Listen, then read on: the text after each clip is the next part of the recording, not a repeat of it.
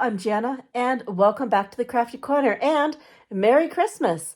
So, this is an absolutely last minute bonus Christmas video.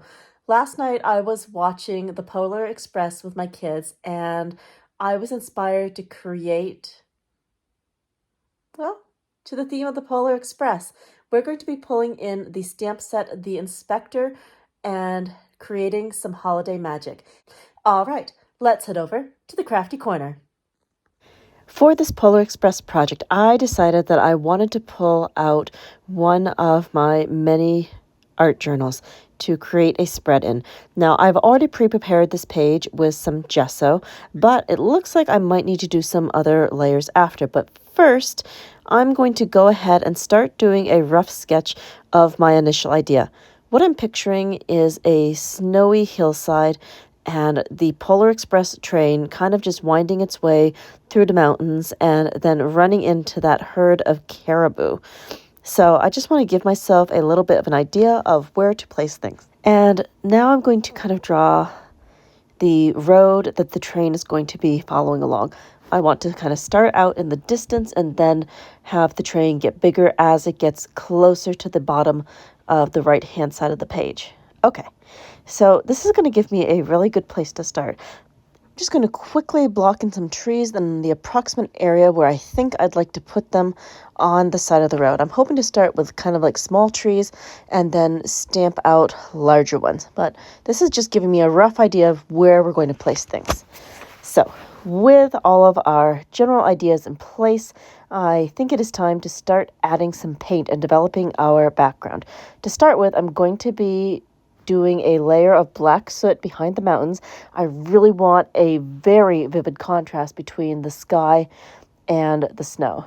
So today I'm going to be using a set of Jane Davenport brushes.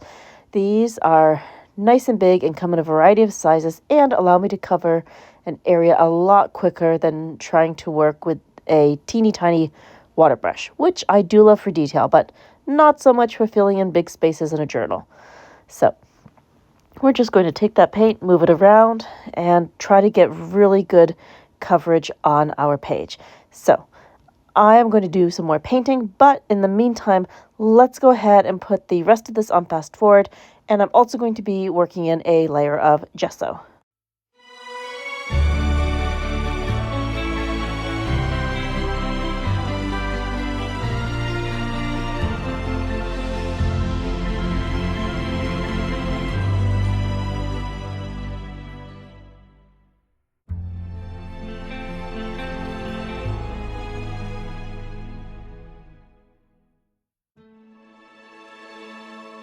So now we have a good foundation to start our page on. We painted in a beautiful black starry night sky, and we also have a lovely snowy hillside. I am going to be going in with some distressed glitter to give those hills a little bit of sparkle. Since the paint is still wet, I don't even need to add any glue while adding this gorgeous distress glitter. So we're just going to have a bit of a sprinkling here and there, and that's going to add a nice layer of sparkle. I might need to go back later and add more in, but for right now, it's a great start for our background. Next, we're going to be adding in some trees, and we are using stamp set THS 244 Tree Line, and we're going to be stamping on some Ideology collage paper. Collage paper is so underrated, and this is the blank variety, and I love stamping on this. Whenever you're doing stamping in a journal, you don't always have a flat surface to stamp on. So to get that flat surface, we just need to pull in some collage paper. We stamp on the collage paper, we cut it out to the size that we need, and then we take our stamped image and we can literally just glue it into the journal. And that just saves so much time and hassle when trying to get a clear stamped image. Now, for these images, we're going to be pulling in these little trees, and I'm going to be stamping a tree line on the paper. And for stamping, we're going to be pulling in a variety of oxide inks. So just going to quickly organize those trees, smallest to largest, and then we'll be all ready to stamp our tree line. For colors, I'm going to be using pine needles, Lucky Clover, and Rustic Wilderness. These are going to make some lovely forest colors. Okay, so we're going to stick our stamp down, and I'm going to ink up the stamp, and then we're going to start stamping on our paper. Ooh, I kind of want to figure out where that tree line is. So what I've done is I quickly traced the line of the hill to give myself a reference point for where to place the trees. Just a very light line in pencil. Now we're going to stamp things out using the color Lucky Clover, and then we're going to be switching over to the pine color. And we're just going to get a nice variety of trees on here. I'm going to be using different shapes and sizes, and I'm going to be alternating colors just to give a more foresty feeling. Okay, so we're just going to take more of the Distress Oxide ink, and the closer I get to the right-hand side of the paper, the larger the trees are going to get. So I'm just going to be swapping my stamps back and forth between the ink. I am going to be doing a quick clean in between colors just so that things aren't mixing up too much. Okay, now we're going to need some of that Rustic Wilderness, and we're going to start filling in these gaps, and I'm going to be doing a little bit of overlapping with the trees, and I'm hoping that's going to create the feeling of depth and that there's a forest out there. Okay, switching sizes again and giving that a very quick clean. I'm just using a rag, no water, nothing special, no stamp cleaner, just a rag to clean things off before adding a different color ink. Not entirely necessary. Cross-contaminating oxides is not going to be a big deal. You just don't want to go from an oxide into a regular distress pad, because that would not be good news, because pigments versus dyes don't mix. Dye to pigment, fine. Pigment to dye, not so fine. So for now, let's go ahead and keep overlapping our trees and building our tree line. Looks like we need just a few more stamps here, and our first line will be all set. All those colors are definitely giving me forest vibes, and they're so vibrant. I love oxides for this type of thing. So after we're done stamping, I am going to want to trim this down. I don't need all this collage paper. Plus, I can also get my second tree line out of the same piece of paper after we take our tonic snips and cut off the extra pieces. So right now, we're just trimming fairly close to the tree. I'm not trying to be overly precise.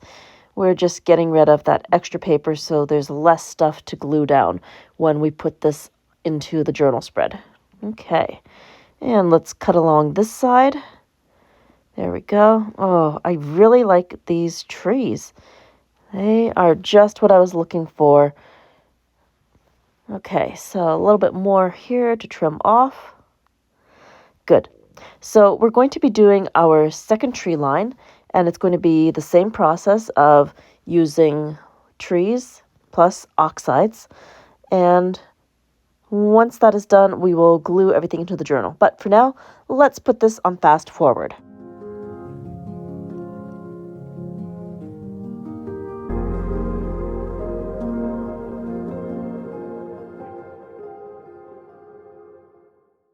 Now, let's add these into the journal. There, we got our tree line, and that guideline really helped to get the trees where I wanted them. So we're going to be taking some collage medium, and I'm going to be adding that directly onto our pages. Off to the side, I've scooped some of this out onto a disposable surface.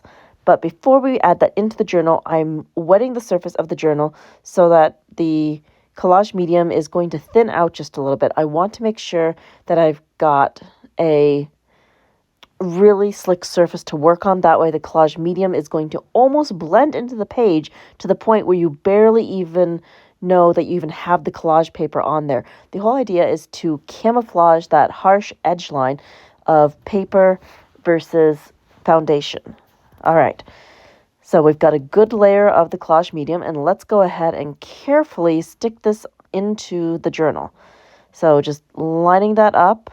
There we go. I'm just making sure everything's at the right angle. That's looking good.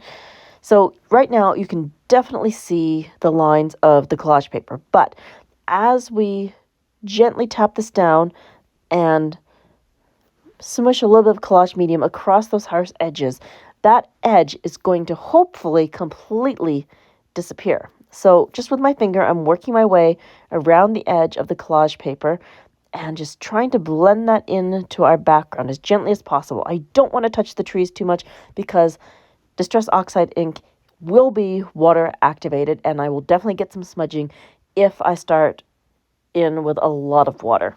I might need to bring in some water to get this to lay flat, but when we do that, I'll be bringing in the heat tool as well to avoid too much bleed. All right, so I'm using the heat tool right now, and we're just trying to get this to set, and it looks like I do need to use a bit of water to try to blend that edge in with the rest of the book. But if we're quick and use the water sparingly, I should be able to avoid too much bleed by having the heat tool right there. And that's going to help things stay flat. As you can see, we have a little bit of bleed going on, but that kind of works to our advantage. I like that. It's kind of giving the forest just a different feel. I'm really liking that. I'm surprised. Okay. Doesn't look too bad. So I'm thinking that we'll be able to add in that second piece of forest in a little bit. But I want to make sure that the rest of this is dry so I don't actually smudge it with my hand while I'm adding other pieces to the journal. So that looks good. Let's bring in that second piece of tree line.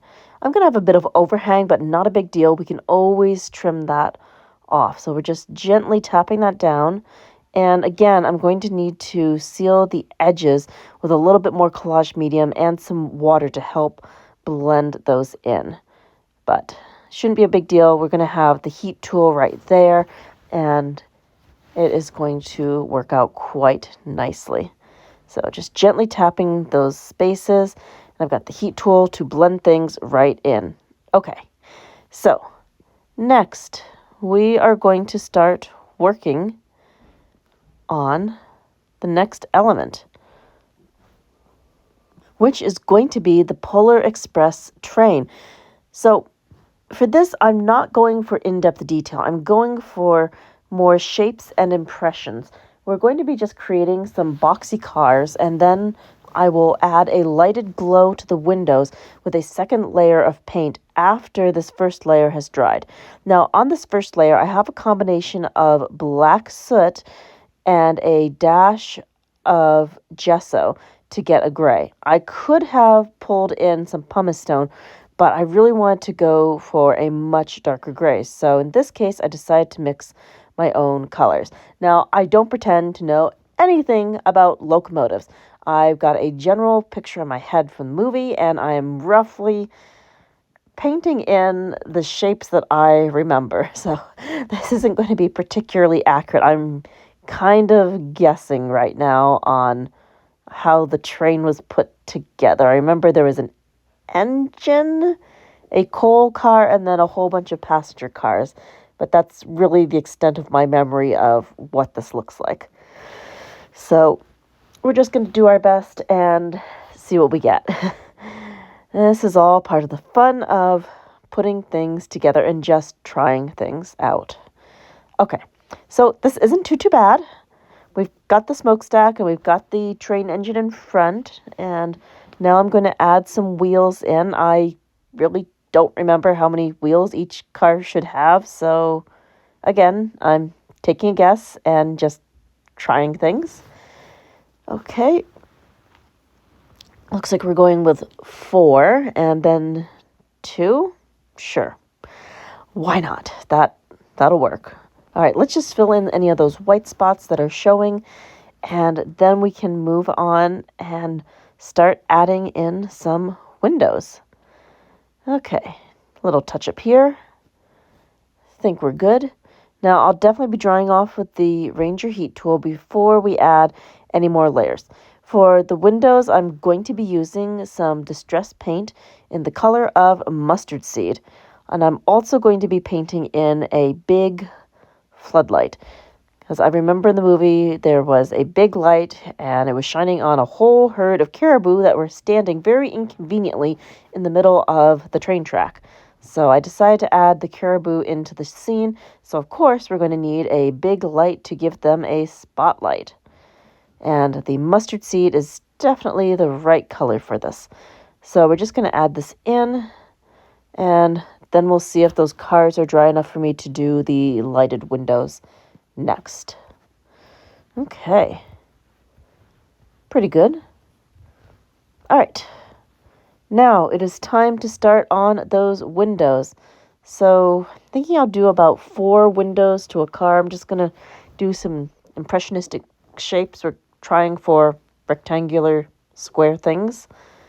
But again, I'm not aiming for perfection on this. We're just trying to get general shapes and ideas at the moment. Okay. Not too bad. Yeah, that's 3 of the windows. So we can also squeak another window in here. So 4 seems to be the right amount. Okay. Very, very happy with this. So we've got our lit windows. That is definitely giving some more character to the train. Now, the one that doesn't have the windows, it's the coal car. So that one would not be lit. Okay. Now I'll just need to wait for this paint to dry. Okay, that would be the final window. Next, we're going to be moving on to the caribou. And for that, we're going to need to pull in another stamp set. But first, let's set this journal off to the side so it can dry. All right. Now, I've got my stamping block. We're going to pull in this stamp set, Winter Escape CMS 428. And from this, we're going to be using the deer. The deer, it's going to pass itself off pretty well as a caribou. So we've got that on the stamping block. And now I'm going to be pulling in more collage paper.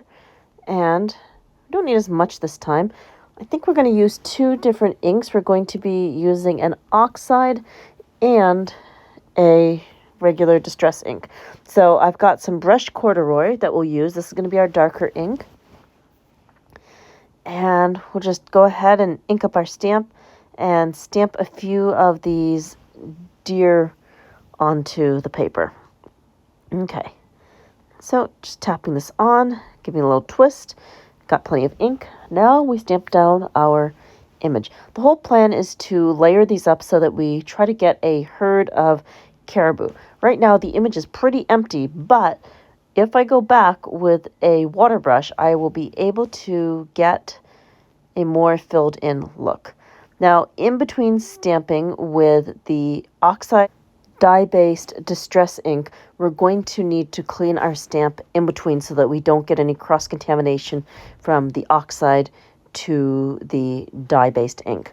So, I've got my inky towel off to the side, and we're just going to wipe that stamp off before we bring in some vintage photo. And again, we're just going to ink this up and stamp it out onto the collage paper. There we go. Yeah, we're starting to get a herd of caribou here. It's not bad. I think the antlers are definitely giving the right look. All right. So we've got our caribou. Now I'm going to take the water brush and I'm going to use that to activate the ink to color in the images. Hopefully this is going to be dark enough so that we get more of an impression of these caribou. So just running that over the still damp ink, and since this is water-based, it is completely activating. And there we go. Now we're getting a little bit more solidity to these creatures. Not bad. Color's a little different once it's been wetted down, but it works. Ooh, okay. I really like how the vintage photo is coming out. That one is good.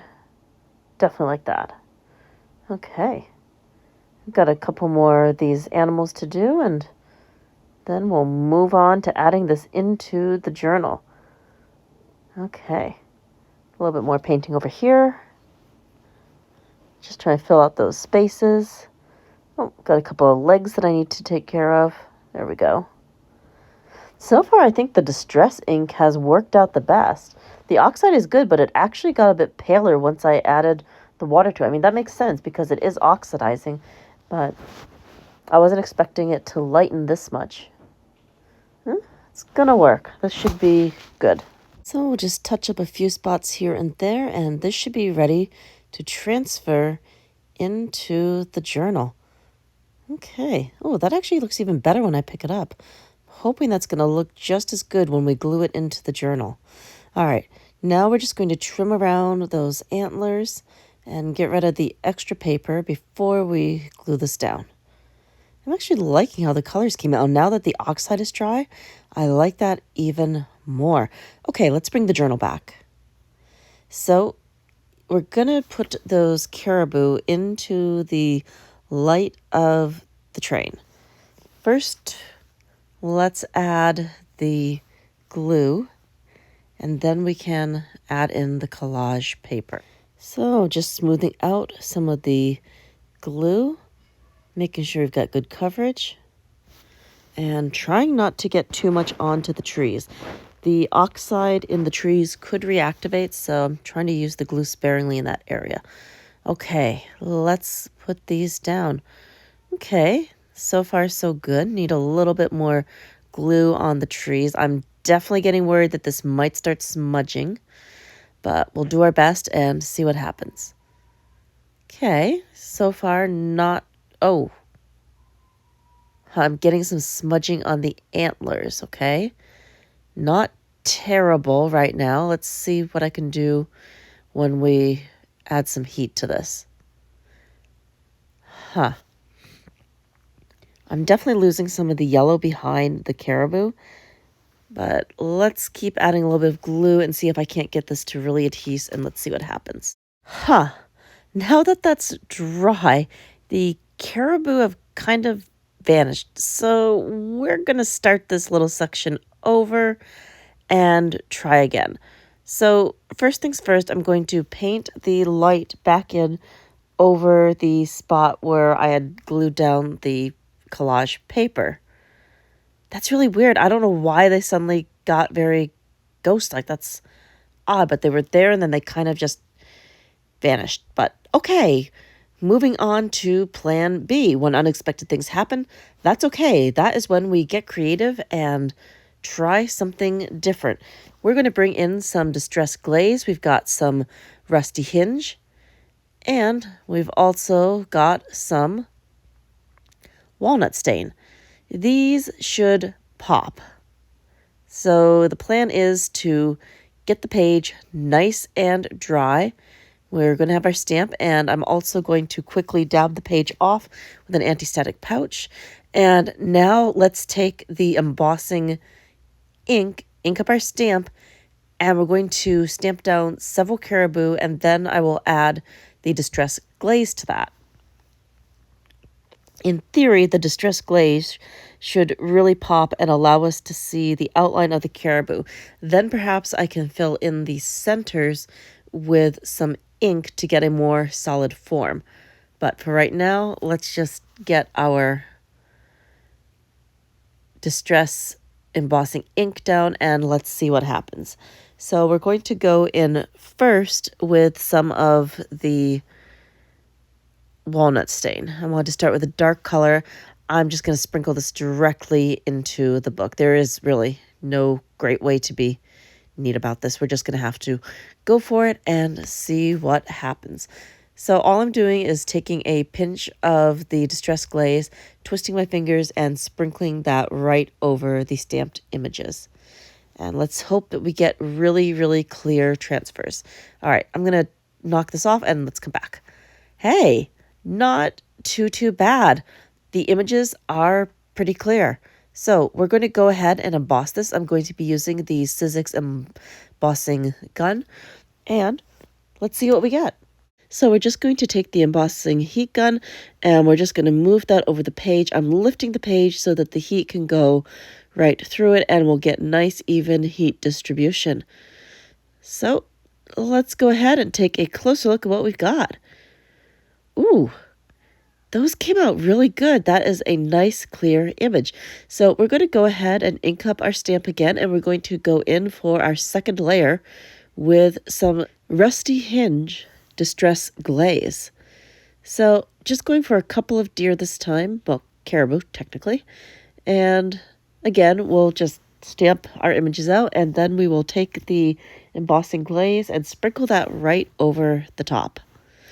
So we're just going to take like a pinch and we'll take it between our fingers and sift that right onto the page. Don't really need a whole lot, but just enough to cover the image, and then I could always tap and move the extra dust around so that everything is nicely covered. We're just going to keep adding a pinch of glaze here and there until everything is nicely covered. Then we're going to bring back the Sizzix embossing heat gun and emboss our images. Off to the side, I'm just going to tap this off. There isn't really a good way to salvage the extra today. All right, let's heat the images and see what we get. So far, so good. That is really great with the detail.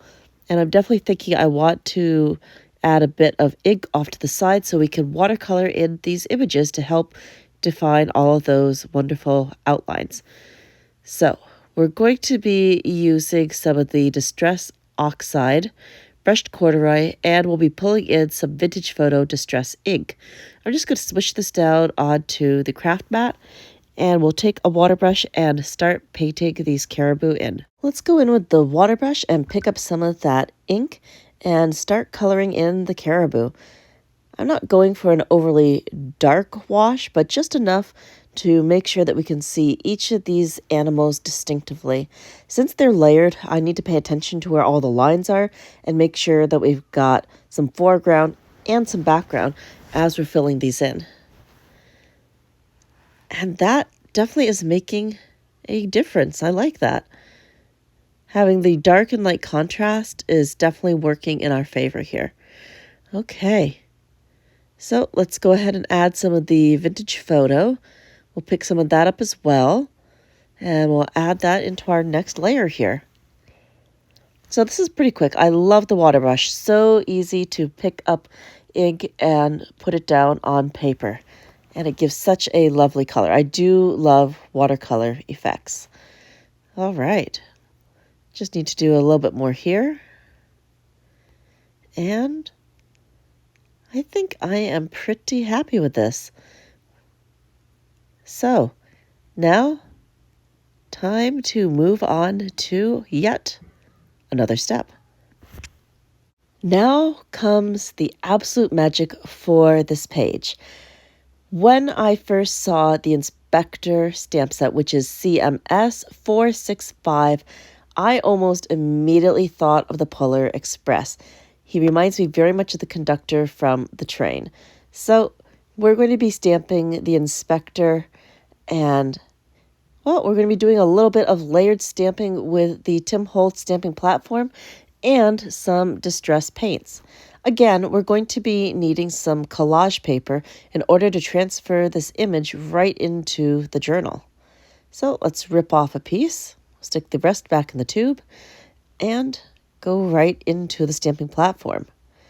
Now, with collage paper on the stamping platform, it is very important to make sure it is lying flat, because if it isn't, it is very easy to get wrinkles. This paper is pretty thin, so we kind of need to do a little bit of stretching to make sure that everything will be nice and even when we stamp. Now, for stamping, we're going to be going in with some Distress Archival Black Soot ink. We're just going to tap that ink right onto our stamp and make sure that we've got good coverage before flipping the platform and stamping it down. Now, I have limited space right now because I've got the camera mount here, so that's why the stamping platform is taking on some funny angles as we get our stamped image, because I can't lift the lid without knocking the camera.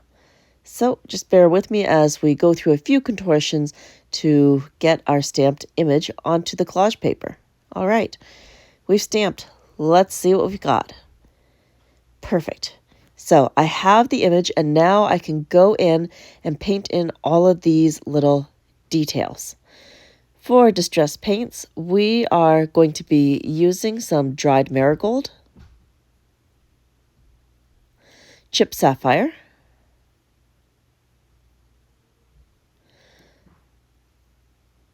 tarnished brass, some festive berries, and Vintage Photo, Now let's layer and paint.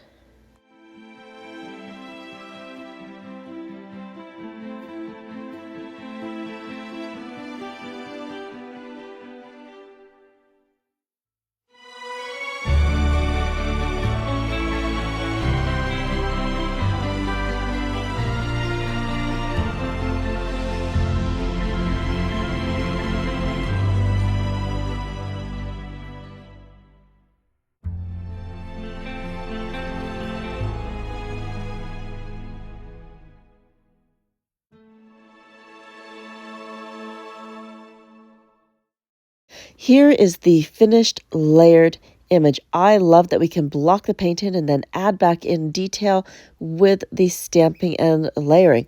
Now I'm just doing a couple of little highlights with a Jelly Roll pen, and we're going to call this done. Ooh, I'm really happy with the way this came out. So the next thing to do will be to trim off the extra collage paper around our stamped image. So just taking our tonic snips and quickly working our way around to cut off all that extra paper. We'll just keep working around until we have all that extra paper off, and then we can glue this right into our journal spread. Okay, all neatly trimmed. Now pick up our image and we can put away the stamping platform. All right, there we go. And we do need to do a quick little bit of cleanup. We're just going to get the paints out of the way so that I don't accidentally smudge that onto the book I'm working out of. A little bit of water and inky towel. There we go. Nice and easy cleanup. Clean as you go to avoid big crafty messes. All right. So again, we're going to need some collage medium to add in our conductor of the Polar Express. And I'm thinking we're going to be placing this in the bottom left corner of the journal. Once we have a good foundation of the collage medium, we'll be able to stick the image right into the journal spread. And we are definitely in the home stretch now. We're just adding the finishing details. I love how the distress paint just pops on here. And with the collage medium, it's so easy to blend our image right into the journal. It looks like we actually stamped in the journal instead of stamping on that separate piece of paper. I love that. It's just one of those little creative tricks to add stamped images into a journal, even when your journal is bendy and kind of wavy like lasagna. All right, smoothing down the edges, and that should be pretty good. Definitely loving this. Really, really happy with the way everything's come together. We've got our beautiful snowy hills, our forest, the caribou getting in the way on the tracks, and the train. Okay, so the next thing that we're going to do will be to paint in the railroad tracks. I'm just going to be using a fine detail brush, and we're going to be painting in the railroad tracks and ties. I'm just drawing a line, just trying to get the tracks in place, and then we're going to go back in with some brown and get these slats going in the opposite direction. But right now, just getting the tracks laid down onto the page. For this, I'm using a little bit of black soot, and we're just carefully drawing that in freehand. Okay. I think we're good. Everything looks connected. Oh, a little bit more here. Now let's start doing the railroad ties. So again, I don't know much about railroads and things, but we're just going for a general impression of what railroad tracks might look like. So we're just painting those lines going in the other direction, and I think it's coming together pretty well. I'm using some more gathered twigs for the brown paint here, and just very carefully adding in the little details. Now let's go ahead and add a title to our piece, and we're pulling in some alphanumeric dies. Here we're going to be using alphanumeric stretch, and this is the uppercase and the lowercase. So on a separate piece of paper, I have die cut on metallic craft stock the words Polar Express. And we have this beautiful silver cardstock, and that is going to pop nicely on our starry night sky. So we're going to go ahead and peel off the double-sided sticky backing to the letters, and let's put this on fast forward.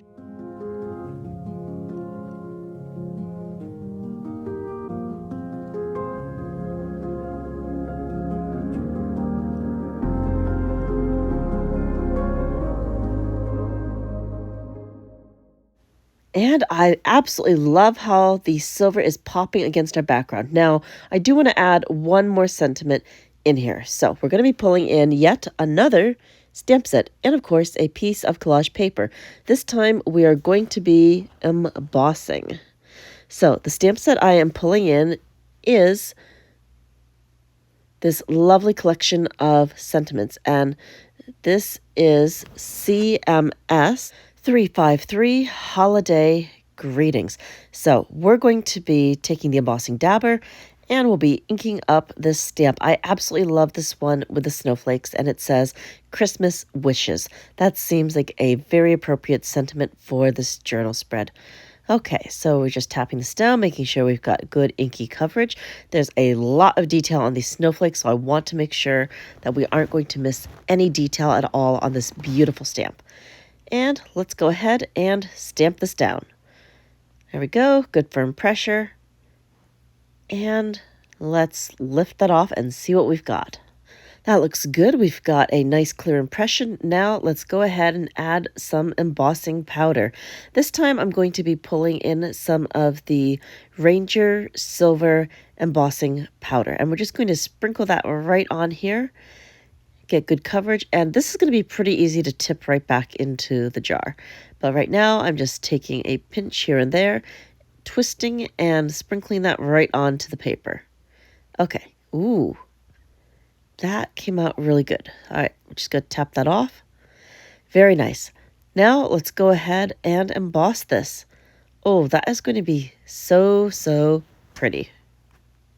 So just pulling in the embossing tool, and we're going to heat this up. Now collage paper, definitely pretty flimsy, but if we hold this down and carefully emboss, we should be just fine. All right, let's take a closer look. There we go. That is nice and shiny. All right, we've got a little bit of trimming to do, and then we can glue this right into the journal. And this is the final element that we're going to be adding for our Polar Express spread. So just taking the tonic snips and doing a quick trim around the edges to get all that excess paper out of here. All right. There we go. We've got that trimmed, moving the scraps off to the side and bringing the journal right back in. So let's grab that collage medium. We're going to add this to the upper right of the journal spread, and then we can attach this for our final element. So again, just going into my finger, spreading the collage medium around, making sure that this is evenly distributed, and sticking down our sentiment. That silver is going to pop, but first we need to get this to blend in with the rest of the journal. So a bit more collage medium as well as some water, and this should blend in really nicely.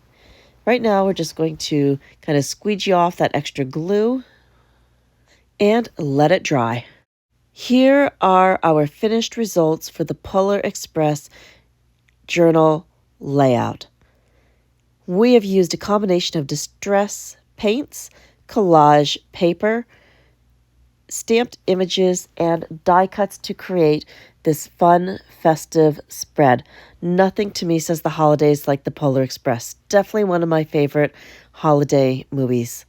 Thank you so much for joining me here today at the Crafty Corner for a special Christmas edition of Creativity. And until next time, happy crafting.